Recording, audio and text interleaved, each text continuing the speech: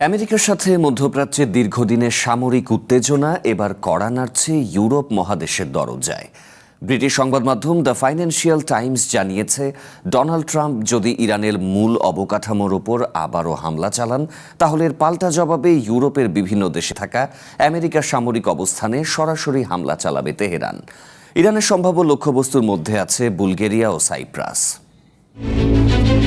Financial Times বলছে, তেহরানের দুই শীর্ষ কর্মকর্তা নিশ্চিত করেছেন, আমেরিকা নতুন করে হামলা চালালে ইউরোপে আমেরিকার ঘাঁটিতে হামলার বিষয়টি খতিয়ে দেখছে ইরানের সশস্ত্র বাহিনী।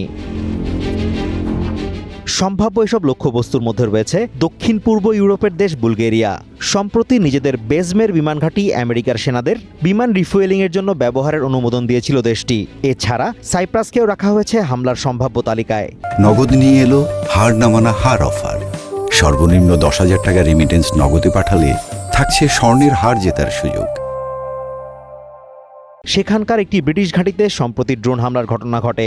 শুধু ক্ষেপণাস্ত্র বা ড্রোন নয়, হরমুজ প্রণালীর তলদেশে থাকা ফাইবার অপটিক কেবল কেটে দিয়ে বিশ্ব অর্থনৈতিক কাঠামোকে নতুন ঝুঁকিতে ফেলার পরিকল্পনাও পর্যালোচনা করা হচ্ছে।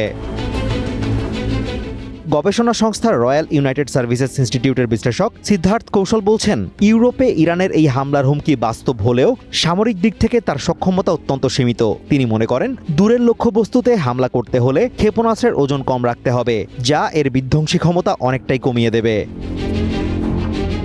এই সামরিক হুমকির নেপথ্যে রয়েছে তেহরানের অভ্যন্তরীণ নীতি নির্ধারণী কাঠামোর নতুন মেরুকরণ। সর্বোচ্চ নেতা মোজতবা খামেনি সম্প্রতি মোহসেন রেজাইয়ের মতো ব্যক্তিকে নিরাপত্তা বাহিনীর শীর্ষ পদে বসিয়েছেন। ইরানের নিরাপত্তার বিষয়ে অত্যন্ত কঠোর হিসেবে পরিচিত রেজাই স্পিকার মোহাম্মদ বাঘের গালিবাফের মতো কূটনীতিকদের শান্তি আলোচনা থেকে সরিয়ে দেওয়ার মতো পদক্ষেপ বার্তা দিচ্ছে যে, আমেরিকা যদি কোনো স্থায়ী চুক্তিতে না এসে সংঘাতের পথে হাঁটে, তবে কোনো সীমারেখা না মেনে জবাব দিতে প্রস্তুত ইরান। এদিকে ডোনাল্ড ট্রাম্প তেহরানের সাথে কোনো ধরনের প্রত্যক্ষ বা পরোক্ষ আলোচনা চলছে না বলে স্পষ্ট জানিয়ে দেয় হরমুজ প্রণালী আবারও খোলার কূটনৈতিক প্রচেষ্টাও এক প্রকার ব্যর্থ হলো। এই অচলাবস্থার মধ্যে তেহরানের কঠোর অবস্থান পরিস্থিতিকে কেবল মধ্যপ্রাচ্যের ভেতরেই সীমাবদ্ধ রাখছে না, বরং ইউরোপকে সরাসরি এই যুদ্ধের ময়দানে টেনে আনার ঝুঁকি বাড়িয়ে তুলছে। Azimur Rashid Kanak, one international desk.